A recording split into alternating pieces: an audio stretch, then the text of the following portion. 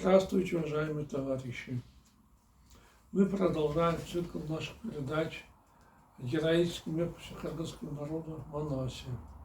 В предыдущих передачах я вам рассказывал о том, что мною на основе варианта сказителя Манасчы Сагынбаева-Рыжбакова написан пятитомный роман «Манас» в прозе на кыргызском языке. Эти книги, вот они перед вами. Все эти книги я провел через экспертизу Академии образования при Министерстве образования Кыргызской Республики. И эти все книги включены в школьную программу в качестве дополнительного учебного пособия при изучении эпоса Манас. Кроме этого, чтобы школьникам было легче изучать эпос Манас, мною разработаны 2 рабочие тетради для 8 и 11 классов. И они также рекомендованы Академией образования в качестве дополнительного материала для средних школ. В настоящее время я работаю над второй частью трилогии Манас Семетеев. Мною закончен 1 том данного произведения. Сейчас идет работа над 2 томом Семетея. Для того, чтобы еще больше популяризировать Манаса, я свой 5-томный роман полностью перевел на русский язык. И оба этих варианта на кыргызском и русском языке выставил для продажи на своем интернет-сайте epos-manas.com. Кто желает, может там приобрести указанные книги. Ну и, наконец, для распространения эпоса я ежедневно выпускаю видеоролики на кыргызском и русском языке, где рассказываю об эпосе, читаю отрывки своего романа. Мои видеоролики на русском языке сопровождаются субтитрами на 112 языках мира. Это означает, что теперь любой житель Земли может познакомиться с эпосом Манас и моим романом на своем родном языке или языке наиболее доступном ему. Поэтому у меня к вам просьба сообщить о наших видеороликах своим родственникам, друзьям, знакомым, проживающим в странах ближнего и дальнего зарубежья. Тем самым вы внесете свой посильный вклад в дело распространения эпоса Манас. Это пока все, что я хотел вкратце сказать вам об эпосе в своем романе. А теперь, с вашего позволения, я продолжу чтение своего романа. Глава 10. Как Манас-богатырь увидел сон и устроил пир, чтобы растолковать его. В один из темных весенних ночей, когда все богачи привязывали своих кобылиц, Манас крепко спал во дворце старшей жены Карабург. Богатырь, лежавший на мягкой подушке, увидел удивительный сон. Во сне он шел не по берегу широкого озера, а по горным перевалам и глубоким ущельям. Внезапно по дороге Манас увидел, что на земле валяется острый меч с золотой рукояткой и длиной 3-4 аршина. «Что это за оружие?» – подумал он и взял его в руки. Чтобы проверить его остроту, богатырь ударил им огромный черный камень, лежавший на обочине дороги. От удара камень раскололся надвое. Обрадованный богатырь привязал меч к поясу и продолжил путь. Не успел он сделать несколько шагов, как меч превратился в грозного льва. Он пошел за Манасом, всюду его сопровождал, словно товарищ. Когда они взобрались на высокий холм, лев оглянулся по сторонам и грозно прорычал. Услышав рык, все звери до единого склонили голову и приветствовали его. Затем все животные с разрешением Манаса ушли. Тут лев превратился в ястреба и взлетел на небо. Когда он громко закликотал, все пернатые обезумели от страха и подлетели к Манасу с низким поклоном. У ястреба блестел хвост, и он имел неповторимый голос. Очень довольный богатырь посадил его на правую руку, на этом месте проснулся.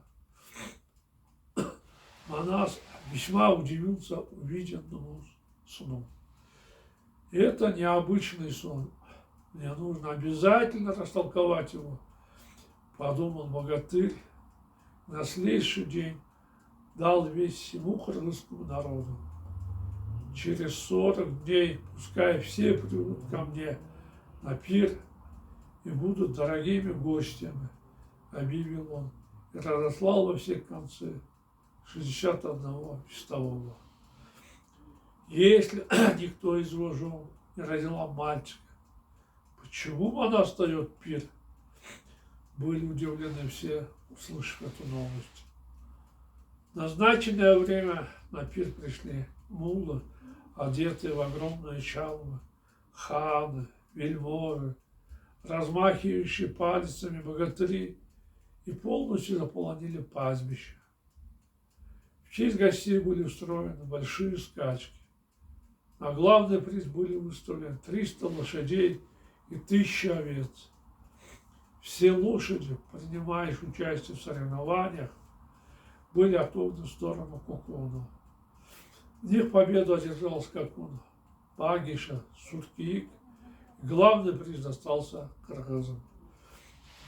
Пришедшим в гости казахов, кыргызов, кипчаков Манас стал щедро угощать, предложив им сахар и мед, конское мясо и колбасу, различные виды масла, сладости и чай. По окончании пира довольные гости разошлись по домам. Когда остались только свои, Манас позвал 40 витязей, старейшин во главе с Жакопом, 12-крылый белый дворец Карабург. Богатырь завел туда гостей, усадил стариков в почетные места. Накрыв для них скатерть, он стал угощать их изысканными блюдами и кумысом. После сытного угощения гости начали вести торопливую беседу. Увидев это, Манас, одетый в дорогую шубу, начал свою речь. Уважаемые соотечественники, дорогие мудрецы и старейшины, сказал он, я хочу, чтобы вы растолковали мой сон. Я не спеша ехал на Акуле по проселочной дороге и нашел драгоценный меч. После этого Манас в подробностях рассказал всем свой сон. Это непростой сон, промолвили мудрецы и стали раздумывать над ним. Они раньше слышали о приходе Алмамбета Купчу. Чтобы выразить их мысли, с места встал Краснобай Аджибай. Вы видели прекрасный сон, повелитель, сказал он. Судя по нему, ваши дела пошли на поправку. Уважаемый вами человек отправился в путь, чтобы разыскать вас. Кто он? С интересом спросил Манас. Я говорю о богатыре, который нигде не посрамил честь и знаменит своей храбростью. Он из народа Китая, и никто до сих пор не смог его победить. Кто его предки? Его прадед Челоба никому не дал себя одолеть.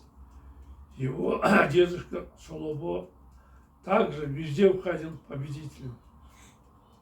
Его отец Сурандук стоит во главе правительства, все войска Бежева подчиняются ему. Его сын Алмамбет 18 лет поссорился с земляками, сразился с ними, ушел служить несносному Кокчеву. Как Алмамбет служил казахам? Очень хорошо. Помог казахам разбогатеть. Но, не оценив его труды, казахи попытались убить Алмамбета. Обидевшись, Кокчев, ушедший от него человек и острый меч своего сына, это именно Алмамбет, крепко стоящий на своем и верный своему слову. А кто лев, приснившийся мне? Алмамбет. Он приедет сюда, станет тебе товарищем, поможет нам, будет верно служить кыргызам. А кто ястреб из моего сна? Это служба Алмамбета. В результате его бескорыстного труда весь твой доблестный народ будет поклоняться тебе.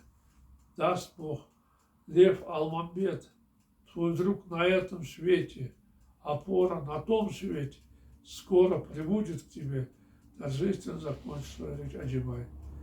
Все остались довольны им, дали благословение, чтобы сон у нас сбылся. Богатырь очень обрадовался этому. Пусть будет все сказанное тобой, Аджибай, произнес он. Пусть приснившийся меч, лев, ястреб станут знамением прихода Алмамбета. Пусть он мне будет товарищем, нашим народом, опорой. Защитим вместе с ним кыргызов, уничтожим врагов, установим мир и спокойствие. Создадим необходимые условия, чтобы все жили счастливо и богато. Я приложу все усилия, чтобы достичь этой цели. Обрадованно Манас задумался о том, как наградить Аджибая. Он очень хорошо растолковал сон, подумал богатырь. Что подарить ему за труды? Немного подумав, Манас решил отдать Аджибаю свою шубу. По-моему, будет правильно, если я подарю ему шубу с плеча, рассудил. Кроме этого, дам Аджибаю должность бия, правителя. Полностью разомлевшим, вне себя от счастья, как будто Алмамбет уже присоединился к нему, Манас накинул на Аджибая свою золотую шубу. У тебя ума палата, довольно произнес богатырь. Если я даже надену на твою голову золотую корону, ты достоин этого. Никому не уступишь ни в споре, ни в мудрости. Ты заслужил шубу своими теплыми словами. Бери ее и носи на здоровье. Радостно Манас объявил, что Аджибай стал правителем 6000 подданных. Проводив новоиспеченного правителя гостей по домам, богатырь с нетерпением стал ждать творения в жизнь своего сна. После этого в течение нескольких дней Манас не мог найти себе места. Сердце его бешено колотилось, как будто в будущем его ожидают какие-то хорошие, радостные события, но радовался про себя. Если с Божьей помощью к нам придет Алмамбет, будет здорово, думал бессонными ночами Манас. Если он придет, не станет гораздо легче.